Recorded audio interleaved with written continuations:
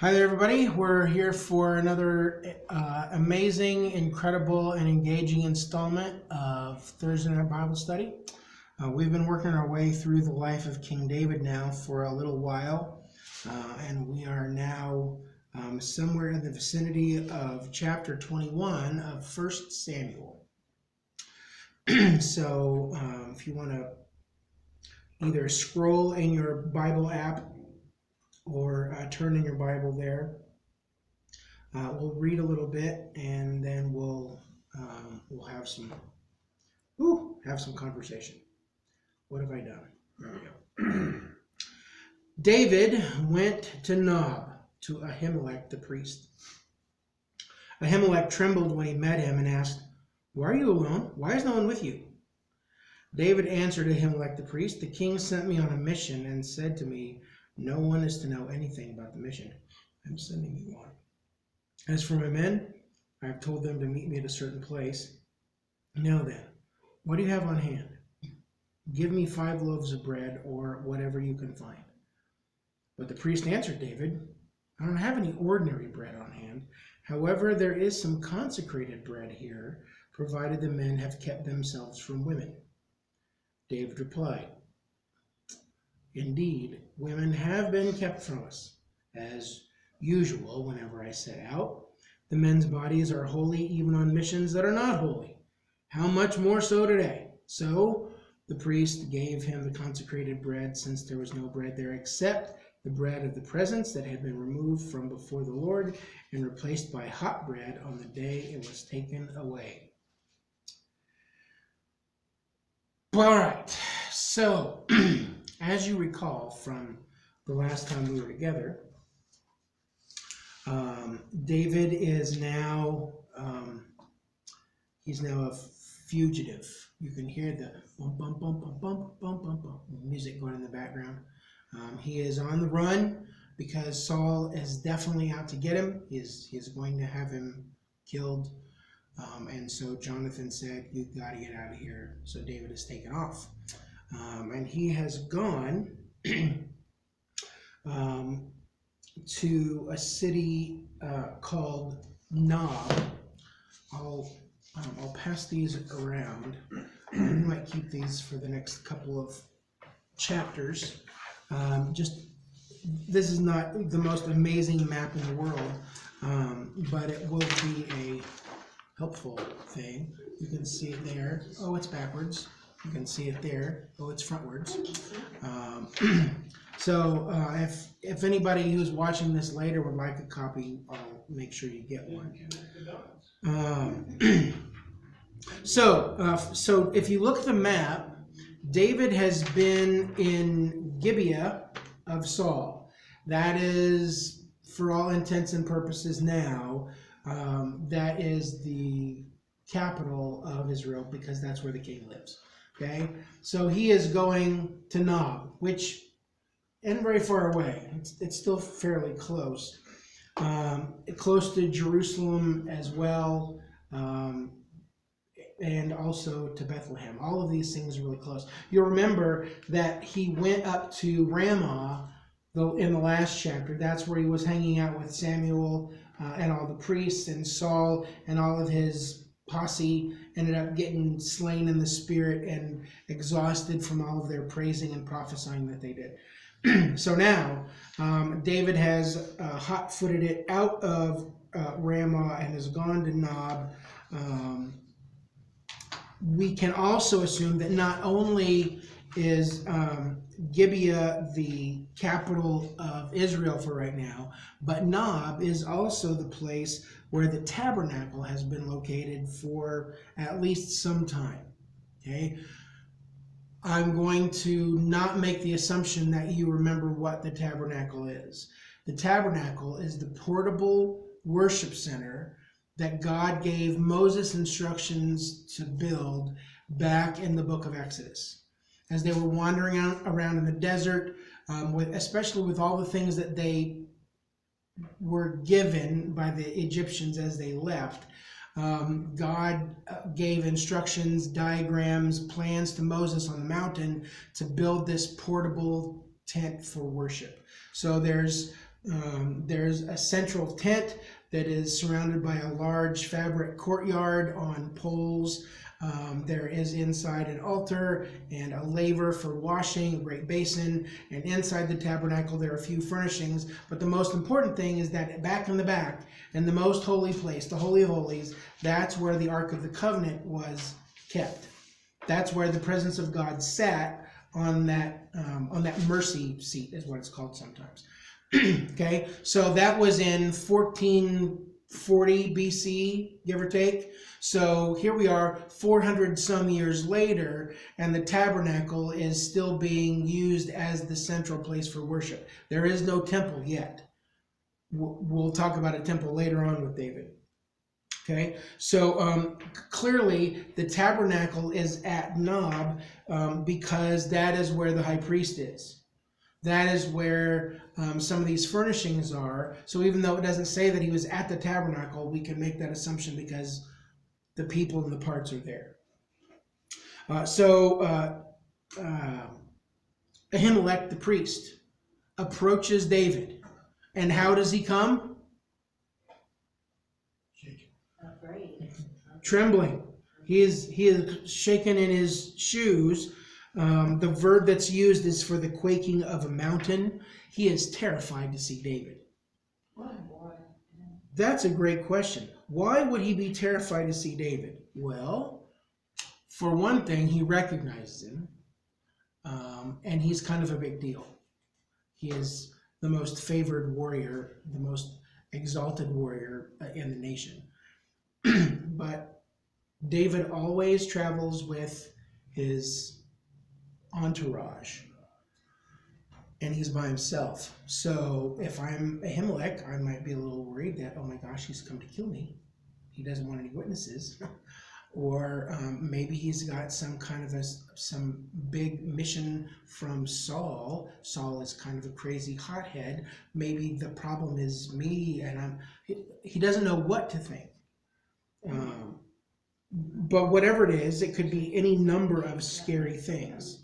And so David says to Ahimelech, essentially, I'm on a mission from the king, and it's a need-to-know basis. You don't need to know. Why is the bread so important? Well, we're going to get to that bread here in a minute. Okay, thank you. It is important bread.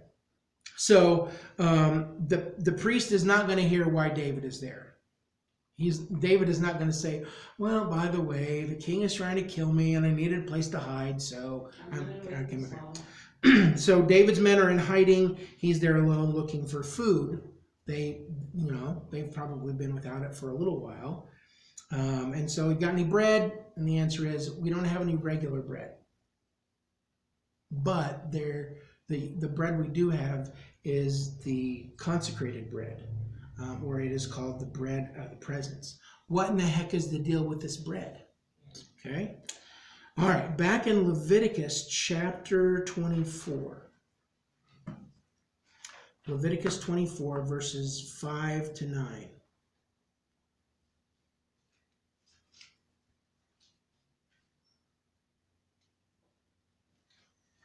You don't like how they handle the scene of the chosen. They make a big, yeah. Okay. Yes. Okay, Have you not seen The Chosen? No.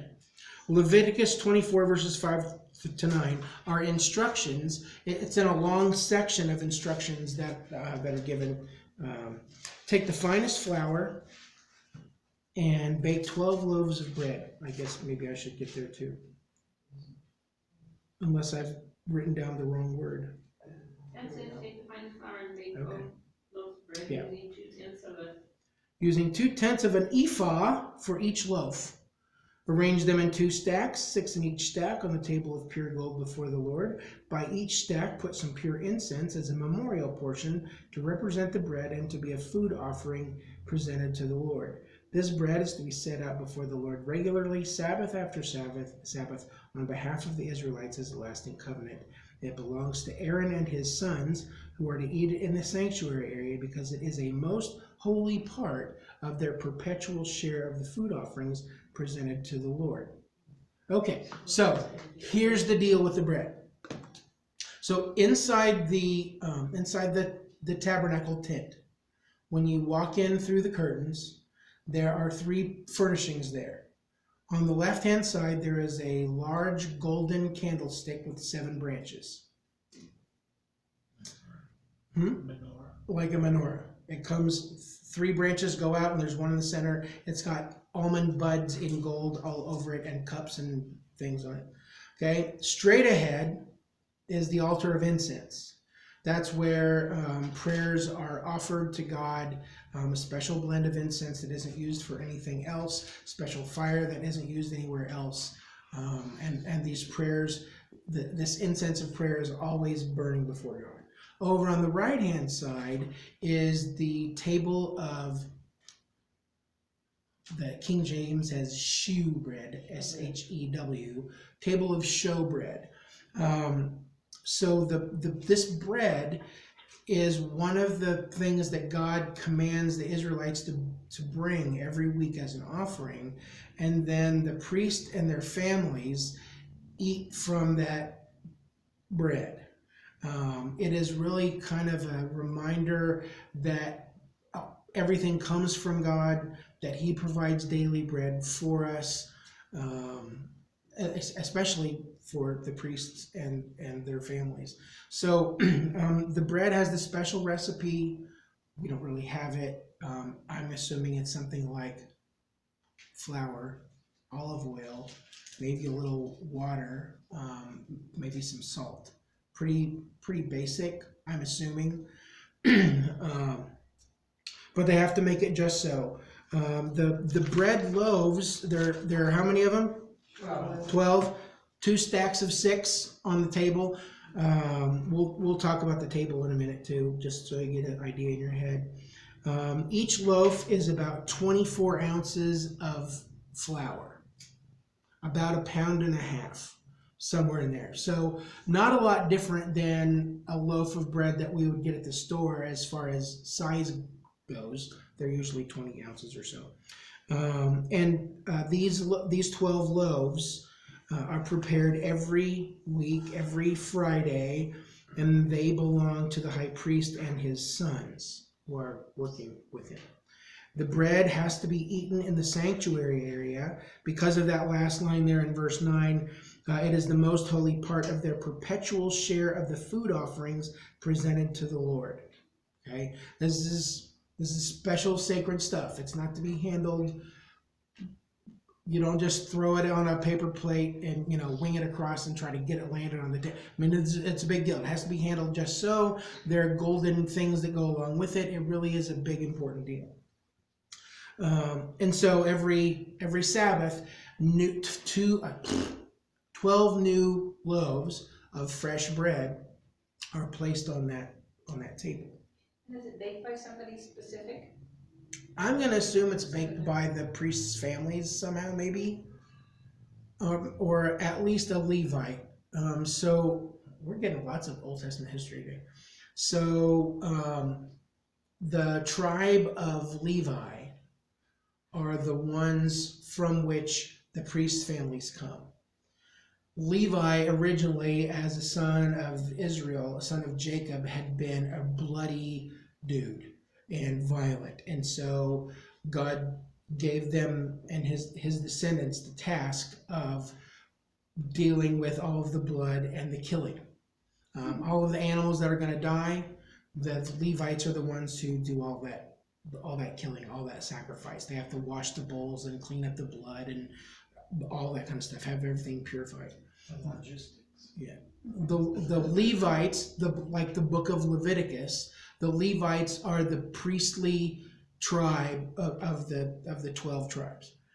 And so out of the tribe of Levi comes Aaron and Moses. They're Levites, but only the descendants of Aaron would become priests. All the rest of the Levites are going to work in the temple or the tabernacle. They're going to do the sacrifices and the washing and the scrubbing and the burning and the cleaning, all that kind of stuff. Anything that deals with the worship, the physical worship at the tabernacle or temple, the Levites are going to do. Just the men? Not the women? Yes, I believe that's accurate.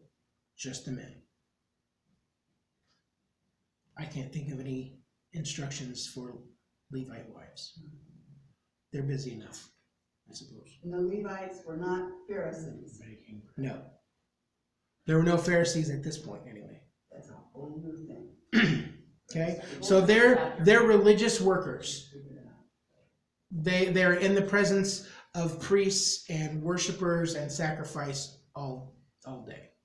When Jesus tells the parable of the Good Samaritan, priest goes by and a Levite goes by. A religious leader and a religious worker. They should have known some better things. Okay, so the Levites bring the bread, they stack it up on the table, they take the old bread and they give it to the high priest and his sons. It has to be eaten in the sanctuary.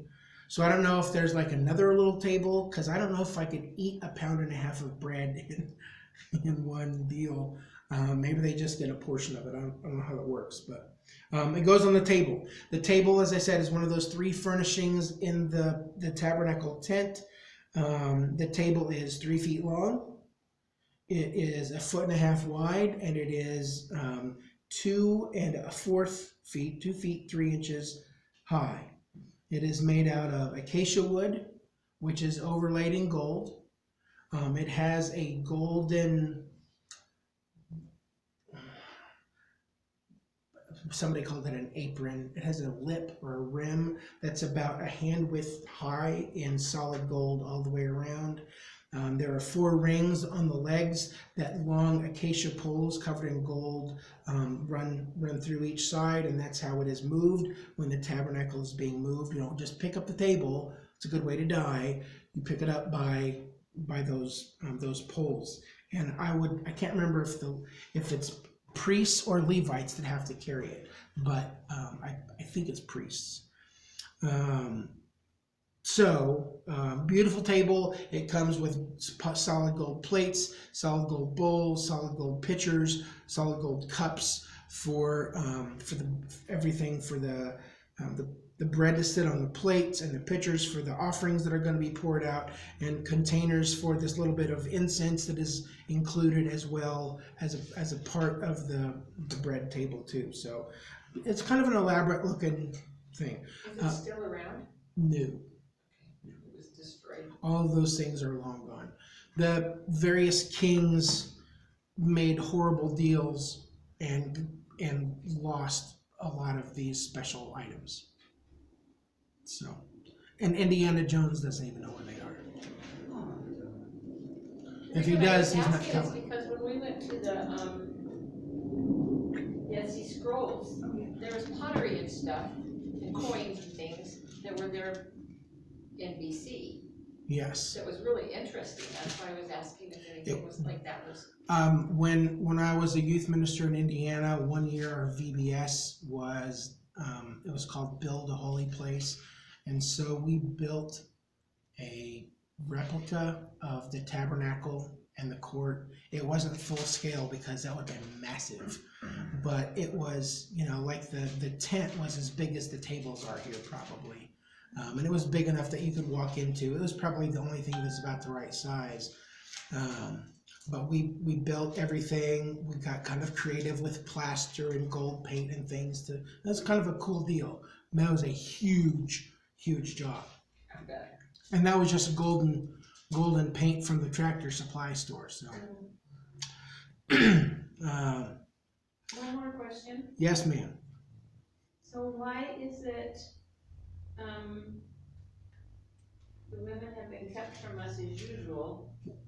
Okay, Why is Susan, the you are always one paragraph I'm ahead. sorry. I'm glad you're intrigued, because I definitely want to talk about that. Okay, I'll be quiet, I promise. It's really okay. It's a great question. Because as I read it, it's like, does that mean what I think it means? I'm pretty sure it does. Well, that's weird. Okay, so we have sacred bread intended for specific purposes, sitting on a sacred table, which is intended for only that purpose. You don't lay your Bible on it or have a flower arrangement on it or anything else. You don't sit on the corner of it. This is God's table. And only the priests who are sacred, consecrated, anointed, only they can eat this bread.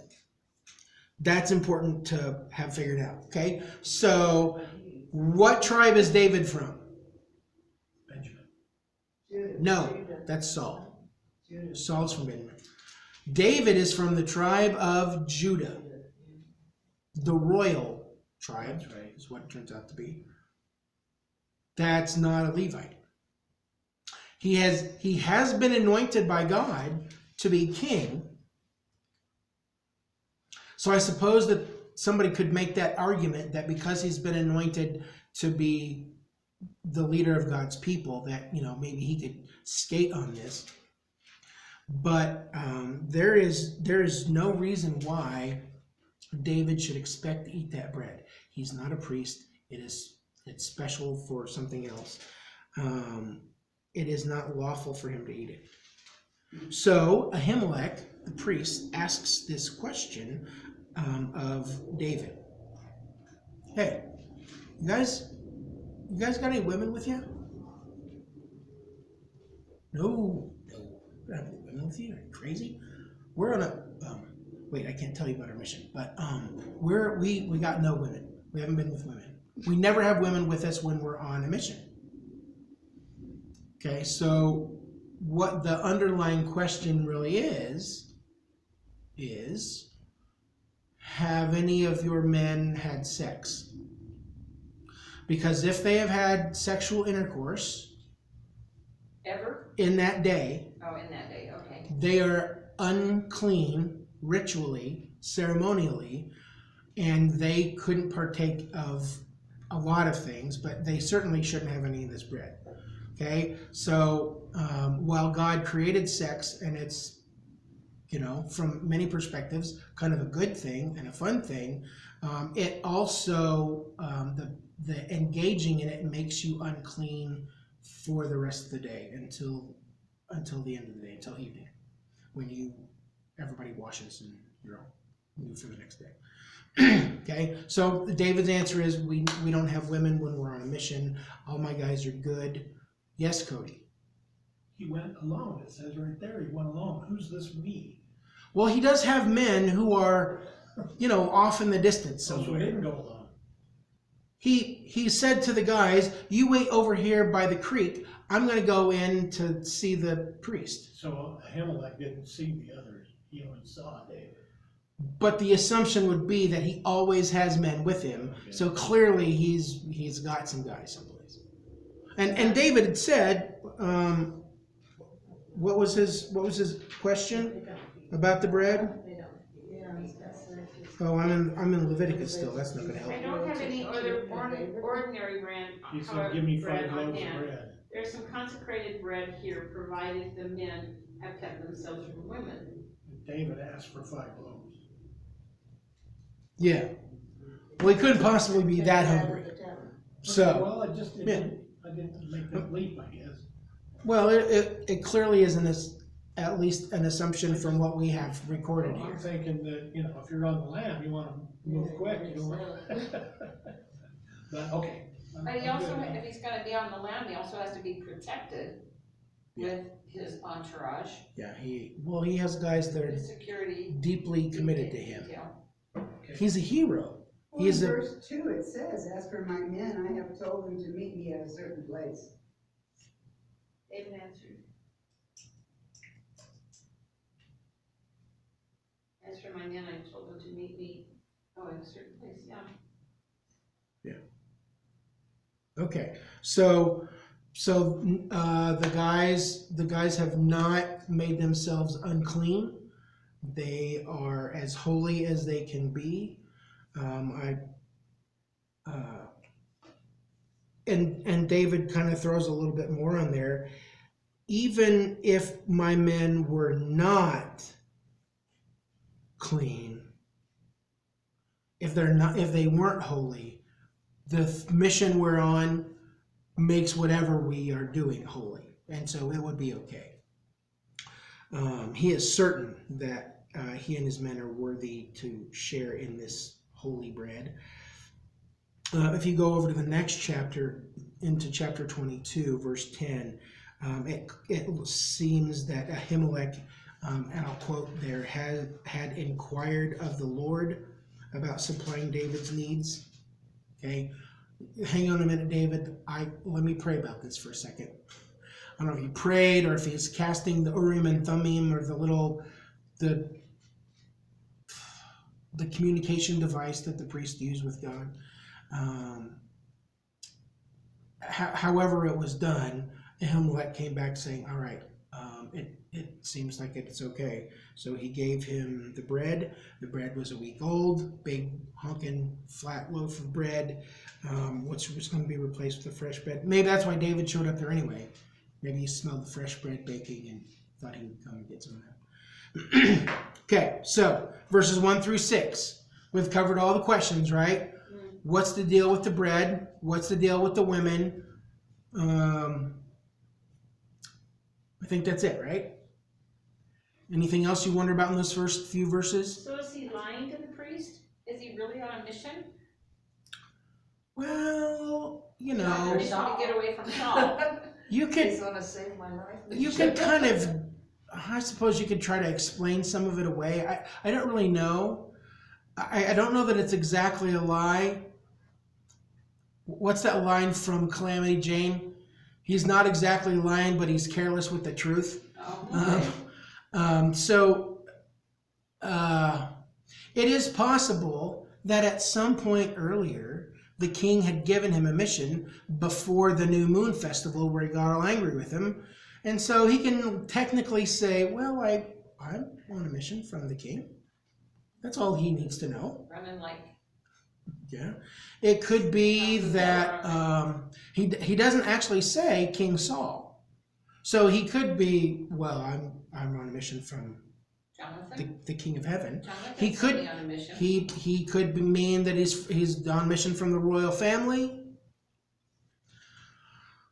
I think sometimes you just don't tell everything you know. Especially to a priest. And I didn't say that. it could be that David may not be exactly certain how far he can trust Ahimelech anyway. You know, is he deeply devoted to the king? Because if he is, as soon as David, turns around, he's going to be on his cell phone calling Gibeah. Well, there's a next, in 7. Verse 7, Yeah, next. here it comes. Can I tell you one thing what my Bible says about verse 4? Sure. It says disobeying the law. David was desperate when he reached Nob. He did not even have food. He lied about his situation. Then he ate consecrated bread that was supposed to be reserved for the priests. 1,000 years later, Jesus raised the issue of the consecrated bread, suggesting that keeping the ritual laws mattered less than David's survival. And then David later admitted that he'd been wrong to go to Nob and endanger the priest. Saul, suspicious of their involvement, slaughtered. Hey, you're getting ahead. Oh, I'm sorry. You went past 7. That's chapter 22. We like to keep everything in the right chapter.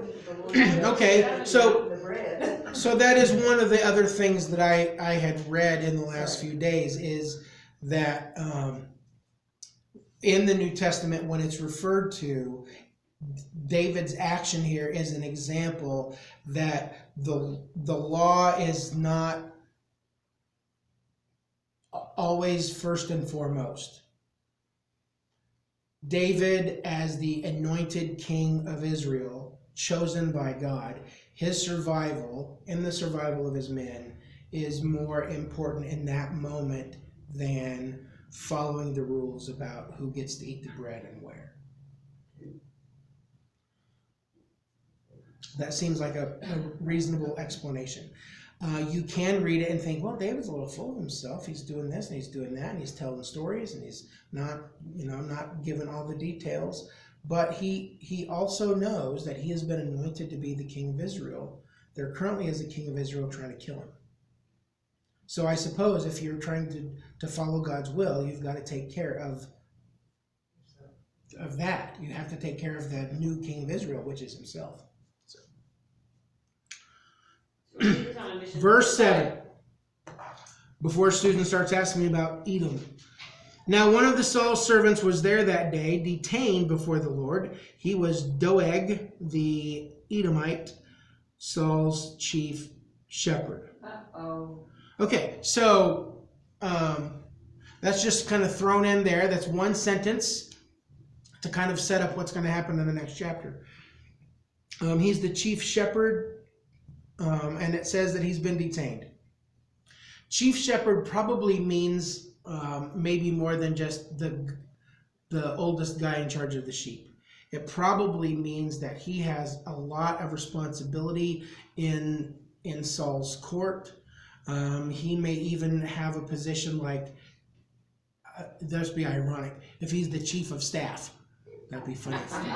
Chief shepherd. That he's the chief who runs. It's brilliant. I get a dad joke every now and then. Okay, so he's got some power and he's got some authority. He is at the tabernacle being detained. There would be a number of reasons why that would be a possibility. He could be there because he is in the middle of purification rites. He could be there because he has been suspected of leprosy. If you thought you had some horrible skin disease, you had to go and show it to the priest, and then they would figure out if it was leprosy or not, and sometimes that meant that you had to stay nearby. It could be that he is a proselyte. That means somebody who is not ethnically a Jew, but wants to become a part of the nation of the Jews. He is called an Edomite. We'll talk about those guys in a second. Or number 4, he is fulfilling a vow. We don't know which one, and maybe it doesn't matter a lot. We'll catch up with this joker in the next chapter in 22. Edom is the land which is directly south of the Dead Sea. The Edomites, the people there, are the descendants of Esau, Jacob's brother. Jacob is the ancestor of the Israelites. Esau is the ancestor of the Edomites. And so the Edomites are really kind of the long-lost cousins of Israel. But for 400 years, they have been enemies who have constantly attacked the Israelites on various occasions. I believe the Edomites were at a minimum unhelpful to the Israelites as they were trying to make their way to the promised land, or stood in the way and fought against them. I can't remember which. People really didn't want them to get to Canaan. So Doeg is a descendant of Esau, just like Saul and David are descendants of Israel, of Jacob. He may be a prisoner of war who has been forced to serve the king. It is not unusual for there to be a lot of foreigners in the king's cabinet and inner circle. It could be that he was a general who was captured and, swore his allegiance.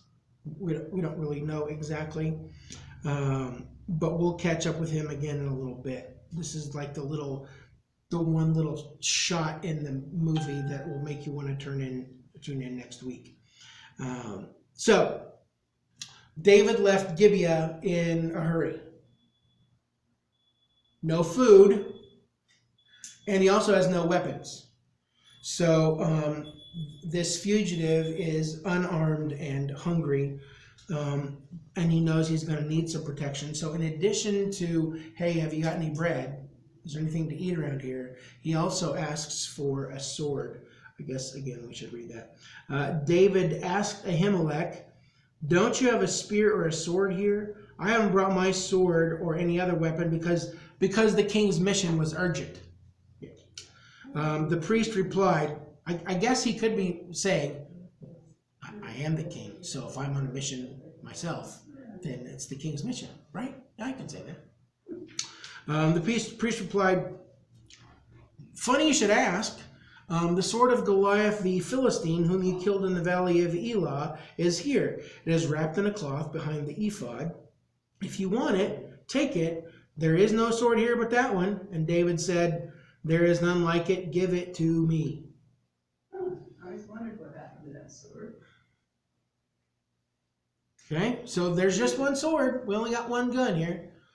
We got no bread and we have one sword. But you're welcome to everything we have. It's the sword of Goliath. When we go back to the chapter about David and Goliath, there is information about his armor and the size of it, the weight of it, what it's made out of. There is information about the point of his spear and a few other things about what he's carrying, his big shield. But there isn't really any information about the sword other than David picked it up to whack his head off. What we do notice about Goliath's armor and weapons is that most of it is described as being bronze. Okay, I learned this today, this morning when I was trying to finish things up, that the fact that every metal mentioned there is bronze. My phone is recording everything that I say. That everything is bronze would indicate that Saul, or that, what's his name? Goliath, is also not just a big guy who can carry a lot of weight, but he is also really wealthy, because you're at the point in history where bronze is really expensive. Only the richest guys would have had anything made out of bronze. Gold So, wasn't? huh? Gold wasn't? Well, gold is still gold, but bronze would have been really valuable as well. Instead of being made out of, like, I don't know, copper or iron or something else, it is Because it's an alloy. bronze. It's a mixture. Copper and tin. Is that what makes bronze? Yeah, something like I think that. that's right. So it's probably, Okay, so the speculation would be that if you've got this long spear, probably your sword is also not like 5 feet long and weighs 25 pounds, because you don't want to have to swing with both hands in a battle. You want one that you can pick up and you can jab and thrust and all that kind of stuff with. So it's probably a little shorter bladed. It's probably bronze. It's probably a single-handed sword. It could be steel. That was sort of coming along, but it is the only weapon that is available, and it really should belong to David anyway. I mean, he did kill the guy. I don't know why he didn't get And it. this is the same sword? It's the same sword. Okay. It's come back to his hand again. Oh. And you would think that it would have a little bit of sentimental attachment to him. Maybe that's why he says, "Oh man, there ain't nothing like this one." Thinking about what he's done with it already. I'm assuming it is fairly fancy, in addition to being, the weapon that made him a war hero. There is none like it. And so Ahimelech turns over bread, turns over the sword to David, again, since he has already inquired of the Lord about helping David. Maybe. Verse 10. That day, David fled from Saul and went to Achish, king of Gath. But the servants of Achish said to him, "Isn't this David, the king of the land? Isn't he the one they sing about in their dances? Saul has slain his thousands and David his tens of thousands." David took these words to heart and was very much afraid of Achish, king of Gath. So he pretended to be insane in their presence, and while he was in their hands, he acted like a madman, making marks on the doors of the gate, made with the sword, and letting saliva run down his beard. Achish said to his servants, "Look at the man, he's insane. Why bring him to me? Am I so short of madmen that you have to bring this fellow here to carry on like this in front of me? Must this man come into my house?" I got plenty. Yeah. So David has left Nob. He goes to Gath, which is the hometown of Goliath. That's kind of, Goliath's hometown? he's Goliath of Gath, and here he is, the giant killer, probably 5 years after he's killed Goliath, carrying Goliath's sword back home. Pretty nervy. That's pretty good, yeah. Yeah, Gath is about halfway to the Mediterranean from Nob and Jerusalem, about 28 miles from Nob. And so David gains an audience with the king of Gath, King Achish, the Philistine. Apparently he's going to ask for asylum or sanctuary there. But the servants, the attendants of King Achish, figure out who David is. I'm assuming they see Goliath's sword and his belt with all of his Philistine markings on it that says, "This belongs to Goliath. If found, please return to." Okay? Yeah, that's right. And David's got it. David's got it in his belt. And so the killer of Goliath and the heartbeat of Israel's favorite wartime song, the slayer of tens of thousands of Philistines, that he's standing right there. And so they've revealed his identity to the king as an enemy of the state. So he's kind of in hot water. I wrote this down. Imagine Russian President Vladimir Putin seeking refuge with Ukrainian President Vladimir Zelensky. Yeah. Yeah, go ahead. Come on in. Have a seat. You're not walking out of here. Okay, so now David is surrounded by Philistines, and he's got one move. He can't fight his way out. He's not a ninja. So he feigns insanity. He starts foaming at the mouth, making crazy noises, banging on the doors, maybe with the sword, marking things up. He's got stuff falling out of his mouth into his beard. And in the East, that sort of indignity to a person's beard was a horrible insult.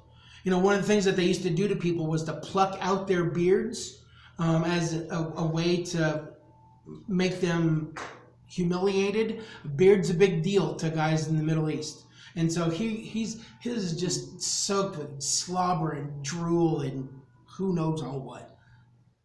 And so this raving lunatic out of control. He's surrounded by who, excuse me? By the Philistines.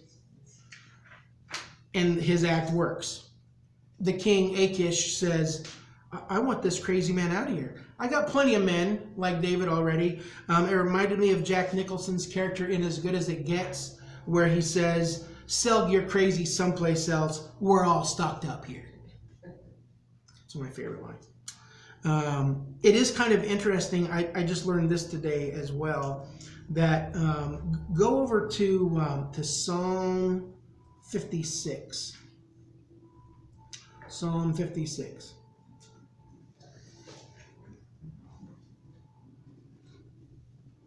And what does the title say there in 56 for the director of music? To the tune of "A Dove on Distant Oaks" of David, a Miktam, when the Philistines had seized him in Gath.